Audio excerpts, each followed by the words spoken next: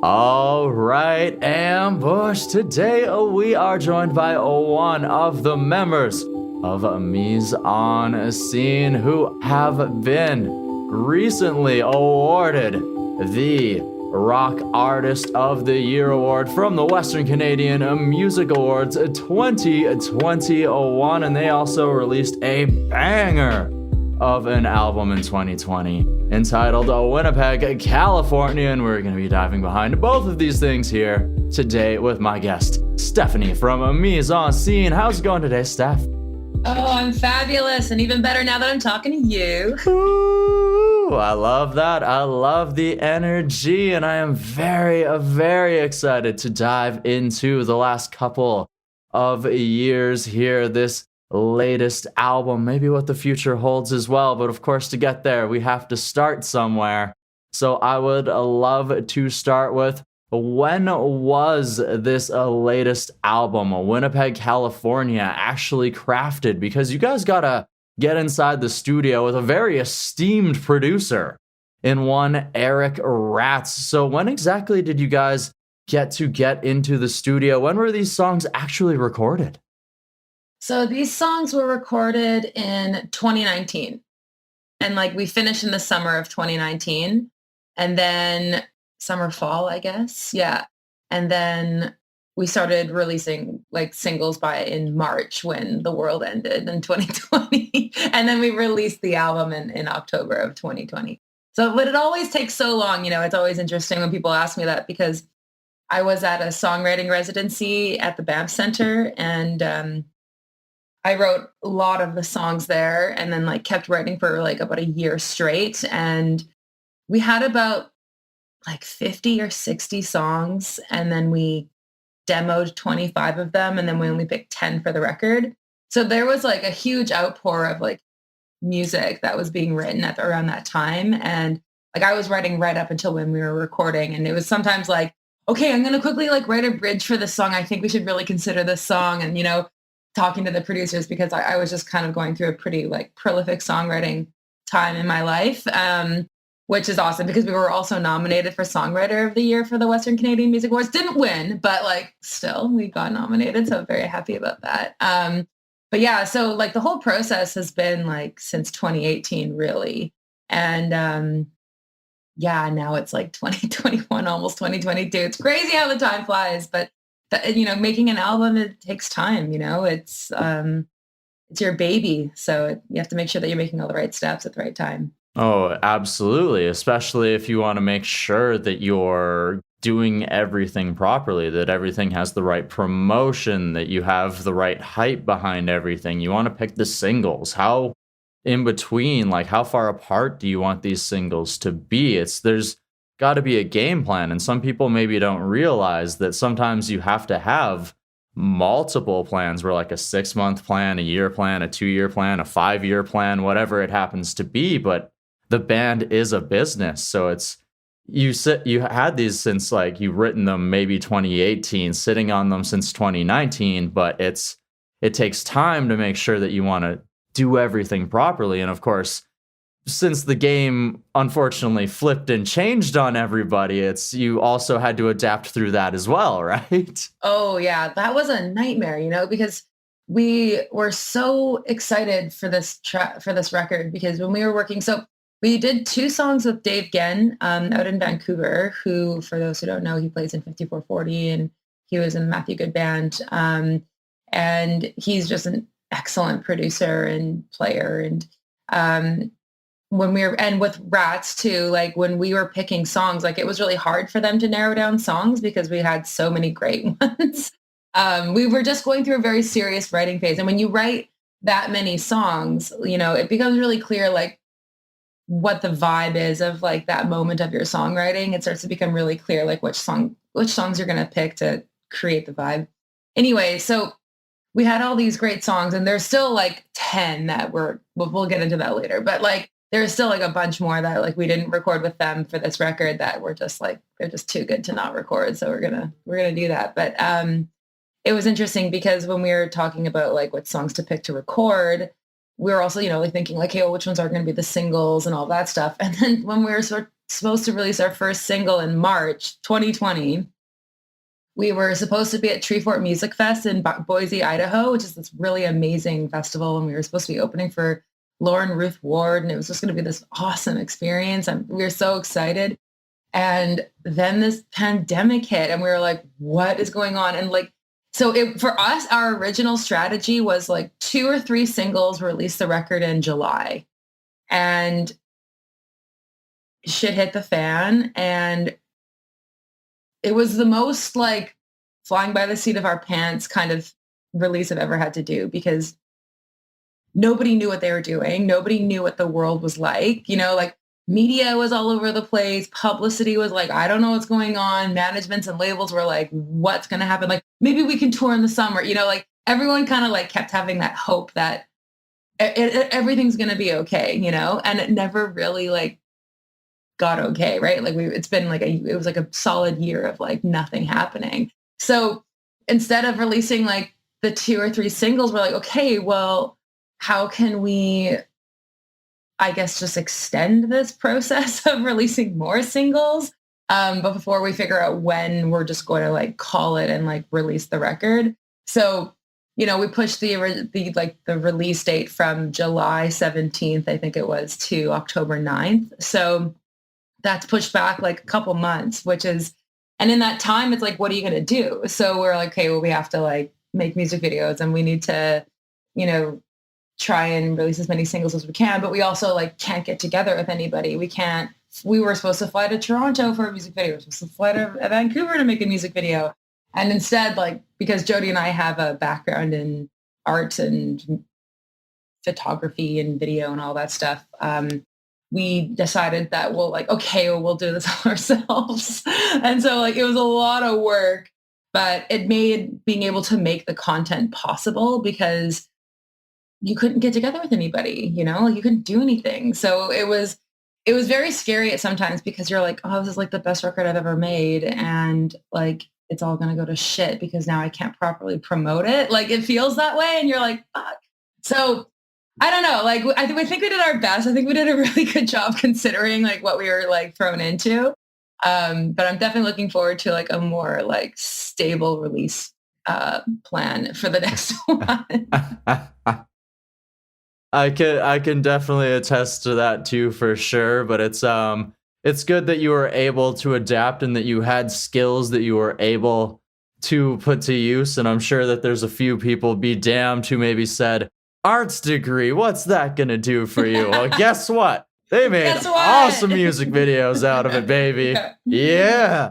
5 singles, and almost every single one of them. I think you did what? One for every one of them, and maybe even extra songs. You did what, 5 or 6 music videos? I think we did 6. Yeah. 6. That is crazy. Yeah, I was exhausted by the time that record came out. I'm like, I'm going to sit down for a bit.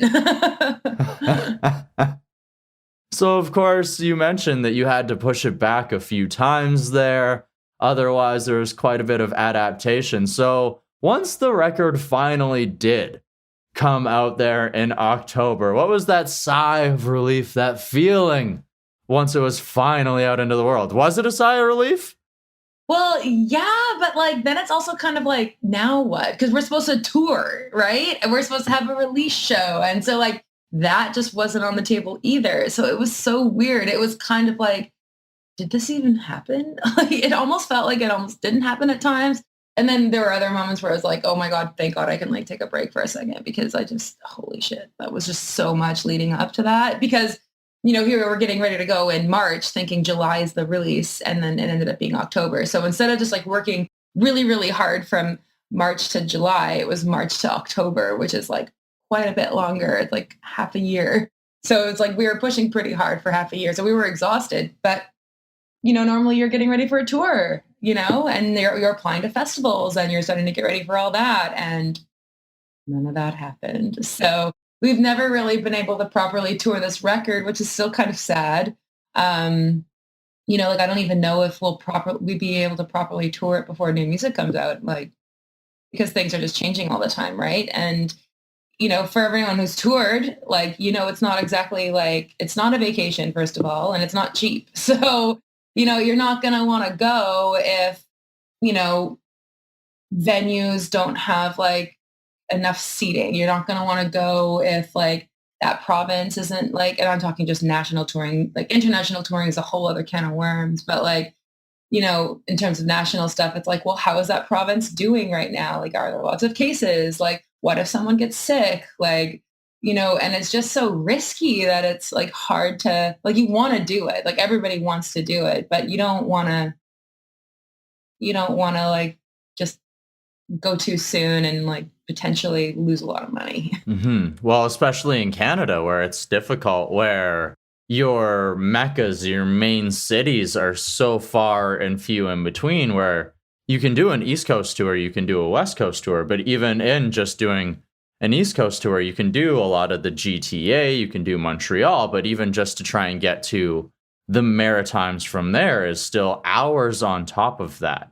And like from Winnipeg to get to Ontario is hours. And even in Western Canada, for you to get to Regina, the closest major city to you is still like, what, 6 hours or so? And like you have to be able to justify jumping into the vehicle, spending the gas and the time to go and put on that show.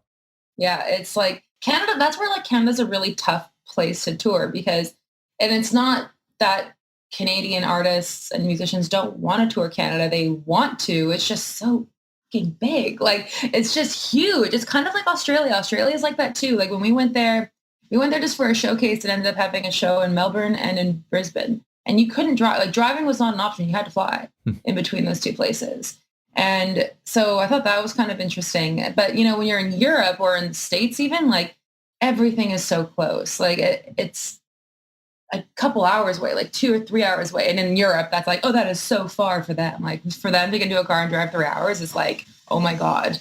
Like, and I'm like, try Canada. Oh my God. 3 hours gets you nowhere. 3 hours gets you to the perimeter. And then you're like just starting the vacation with like a fresh Tim Hortons cup of coffee or something. So like, yeah, it's definitely tough like to tour Canada, but it's like, it's your homeland, right? So you want to do it, but it's definitely a huge grind. But I would also say for like, you know, younger musicians coming up, when that's all you know, whenever you start off, you're mostly doing national stuff, not international stuff.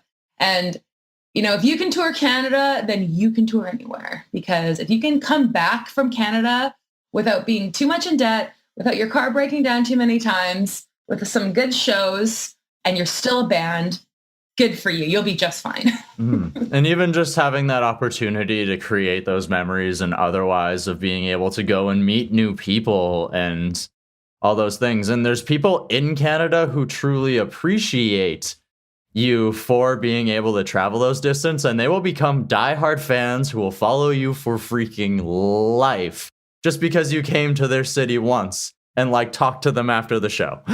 Yeah. Canadians really are the best people to play for sure. Like we really are just like a wonderful country at the end of the day. Like we all have our problems, you know, but in terms of just like the people as a whole, like we're nice people. Not everyone's like that, you know? But I will say one thing too, that's kind of funny about Winnipeggers. You know, we've traveled and like done music everywhere. And I'll always say, we're from Winnipeg, like in the show. And there's usually someone always in the back going, whoo! And I'm like, oh, okay. There's always a Winnipegger wherever we go. Like Winnipeggers are like notorious for being like, first of all, we're like salt of the earth people. And like, you would know this because Saskatchewan's the same way. And like the prairie people are very salt of the earth. And they're like the most friendliest, nicest people you'll ever meet, but you cross them and you're like dead to them. So like, that's what I love about them. Like they're great. They're great until you like cross them and then it's like, it's over. But Winnipeggers are also very like adventurous people, and they're very international people. We've been in like Germany a bunch of times and in these places I've never been before. And someone from Winnipeg just comes to our show because we're like, oh, they're from Winnipeg. I'm going to go to their show. And then we're like, so we're from Winnipeg. And then like, they're like, yeah, I'm from Winnipeg too. Like in the audience. And it's like, yes. And then it feels like you're seeing family, even though you don't know them, but like, you're just like, you're from Winnipeg. I love you. Yeah. Just this small little connection. Woo. All right. We got it. Yeah, we did it. Yeah. You gotta love the support. And of course, it's one thing that does help to keep the music scene alive inside Canada too, is the incredible amount of support that is available to artists from the provincial levels, from the national level, and otherwise. And we mentioned earlier that the group has received support and picked up nominations and an award from the Western Canadian Music Awards, which happens to be a part of Breakout West, a very big conference that happens every single year, has provided a lot of opportunities to artists as well. So as an artist who has been working for quite a while, who has probably been to a couple Breakout West, has been nominated, I believe, at least 1 or 2 times before as well. What is it like to finally pick up that award, to finally have that recognition from your peers, that support? My God, like, well, first of all, CBC Manitoba did a dirty little trick, and they interviewed us.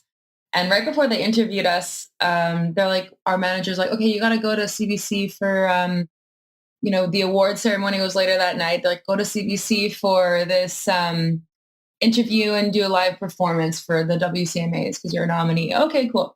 So we're sitting there, and we're not even because of like COVID and everything, you don't even see the host. You're just like in a room with a microphone and you just hear the broadcast and you hear them talking to you.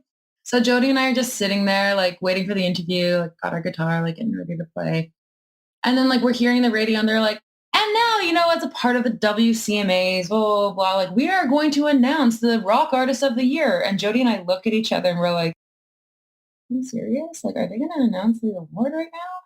And they announced the award. They're like, okay, and so here are the nominees. And we're like, oh my God, like, first of all, because we don't like, we should probably be more egotistical than we are, but we're not. And so we're like, well, fuck, we're not going to win. Like, and now they're going to just like interview us and being like, how does it feel to lose? Like we're just like bracing ourselves and trying to tame our anxiety so much, being like, how are we supposed to play it cool losing on live radio? Like, are they really doing, they couldn't believe that they were doing this to us. And then as like, they're talking, we're like, well, maybe we won, because why would they do that? Like, I don't, like, the whole time we were just like freaking out and just like looking at each other. And then they announced us, and I just like burst into tears because I was like, we were actually recording earlier that day, and I happened to be doing a very emotional song. So it was just like an emotional day for me anyway. I'm just super busy. And then I just like burst into tears, like, or burst into flames, whatever, same thing. And like to the point where like even the interviewer, who wasn't even in the room with us and couldn't even see me, could tell she couldn't ask me any questions. So she's like, Jody, how does it feel to win? And like kept talking to Jody for like 5 minutes because like I was obviously not okay and unable to answer the question. So when you say like, so how was it? Like, I was obviously very overwhelmed and humbled by it. But I think I was crying because I just know how much work we've done. And it's such a thankless job, like it's a dream that we're lucky that we get to chase and to chase it for so long and to have all these opportunities. And so that's already like so like an amazing accomplishment in itself, but to actually be like, yeah, like validated and, recognized by your community and like for the work that you're doing. And like, we really do believe that this is the best work we've ever done. And, that feels like it's just so amazing. It's so validating because there's so many times like for every artist, no matter what stage you are in your career, where you're like, am I even any good? Like, should I even be doing this? Like, should I just go back to school? Like you constantly like doubt yourself, so to have something like this for us, at least like for me, it's a bit of a weight off in the sense where it's like, yeah, like they don't think you're bad. So like, you can keep doing this. You can keep writing and keep going. And, like it feels great. And it also feels great to be nominated amongst like such amazing bands. Like we were with Shred Kelly and the Pack AD and Mise and the Spanks.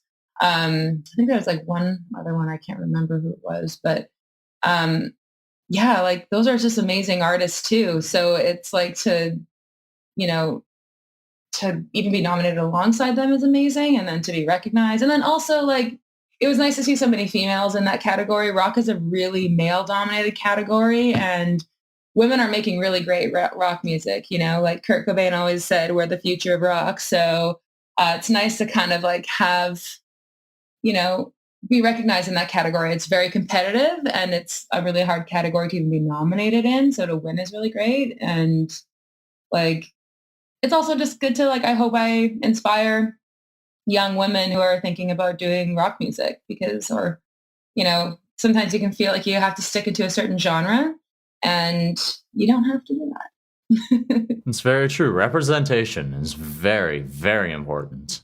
Yeah. So it feels good to be a part of that and to like, yeah.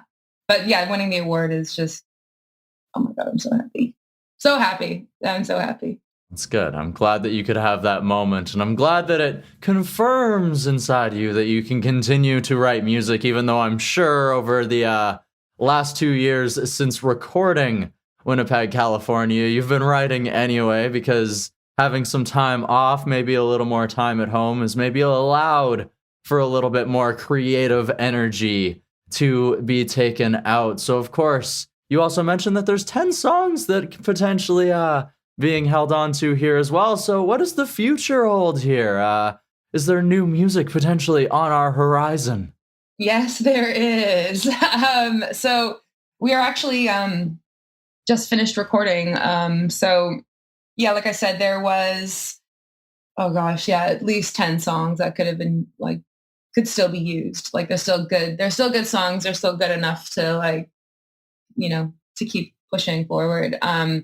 So yeah, like, well, we did 6. I'll tell you, we did 6. We might do some more. And we're going to be releasing new music in 2022, which I'm so excited for. Some of it is new stuff. Some of it is from that massive batch of songs from the Winnipeg, California time. So I'm excited though, because, you know, that big batch of songs, like there was like a huge range of sound going on there. Like, and so that was another thing that was interesting when we were picking the songs for Winnipeg, California, because you're trying to pick enough that like makes sense for a record, right? And we've always had like just a natural diversity to our albums anyway. Like there's always going to be like a punk song. There's always going to be like a full on rock song. There's always going to be a pop inspired song. Like there's always going to be another song that could lend itself to like country stuff if you want to produce it that way. Like not that we produce it that way, but it could, if you're a country listener, you would maybe pick up on some of that. So we're very diverse in that way anyway. So like to create an album that makes sense together, you need to kind of make sure it's all being weighed out. So that's why some of the songs, like some of the demoed songs like didn't make it. And it wasn't because they weren't good enough. It was because you're rounding out an album, right? So you can't have $5 dreams on a record. That's not the point, right? So, and especially since our music is so diverse that like for us, it's always kind of about like rounding out and showcasing that diversity while still making sure there's like a common thread throughout the whole record. So, and also thematically lyric wise as well. So that's where some of those choices had to get made. And it was hard. Like it was hard having to be like, you're cut from the team, you know, like it was sad for some of those songs. But I never let go of them. And I'm really happy to say that we've recorded some of them and I can't wait to start releasing more. But, you know, surprisingly enough, I wish I was way more creative than I was during this pandemic. I was, considering how much we were all at home. Like I have some of my friends who are like, I wrote 2 albums and I'm like, wow, I think I just sat on my couch in a state of shock for most of it. So I didn't do as much as I wanted to because I think that's because I ran out of steam. You know, I wrote so much leading up to Winnipeg, California, and then we worked so hard recording it, and then we had to release during a pandemic and hustled that after that, I was just tired. Like, I was just tired, and I needed to, like, for me, the way that I write, I'm very input-output. Like, I need to live, and then I have to reflect. So for me, I'm still in that living phase. Like I need to live and like experience things so that I can like sit back and then like pour it all out and reflect on it. If I'm not the kind of person who can just write all the time. Like I have friends who can just be like, oh yeah, I just wrote a song this week. Oh, I write a song every week. I just wrote a song. Like that's great. But if I'm not in that mode, I'm pretty fucking useless. Like I'm observing, I'm taking things in. And when I'm ready, when the cup gets high enough and it's about to overpour, that's when I start writing a lot. And then it starts coming out a lot. And then it's like 6 months of writing and it's like 50 songs. So like, that's kind of like how I work now. And I've accepted that. Even though sometimes I want to be like, I want to write right now. Like it's COVID. It's a perfect time to write. Like, no, the muse wasn't with me. So I had to just sit and wait and observe the world falling apart around me before I could reflect on it. But yeah, but I'm starting to write again now, which I'm really pumped about for like the next one. So that's exciting because I'm really, it starts to happen when you're like every day, all the time, you start taking things in, people say things in a certain way, you hear something or you hear a lyric of a song and that makes you think of something else or whatever. And then you start writing things in your phone, you start writing things down on a piece of paper, or you're like opening up your voice memo and like singing an idea or a melody. And you're just like, okay, things are starting to roll. Things are starting to pour out now. I got to start making more time to sit down and like write because it's happening. Yeah. Okay. Anyway, that's my crazy experience. That's how I do it. Everyone's different, right? And it's when that inspiration, when that motivation strikes, when that time is right, then, it's a fervor. It's then you're going hard, but it's in the last year and a half, life experiences maybe haven't been as like coming at you as quickly either. And some people write based off of exactly that, life experiences or otherwise. Nobody writes the same, and different people interpret songs in different ways too. And that's part of the beauty of music. Yeah. That's what's great too, because, we're very like personal about how we write and like what we talk about. So, although still like very universal, like everyone can kind of like find themselves in it, but it is very about like the seasons of my life and like what I'm going through and like what, major themes I'm kind of like dealing with in my life. And it's interesting. Like it's always it always ends up being the same kind of thing when I look back in hindsight, but at the time it feels so different, but that's what's so fun about living life and experiencing it is that, the things that you pick up and learn along the way and the things that you forget to learn, it's all good songwriting stuff. Well, I thank you for sharing these lessons and these experiences with us here today on the Desert Tiger podcast, Stephanie. Yeah, thank you so much for having me. You guys are great.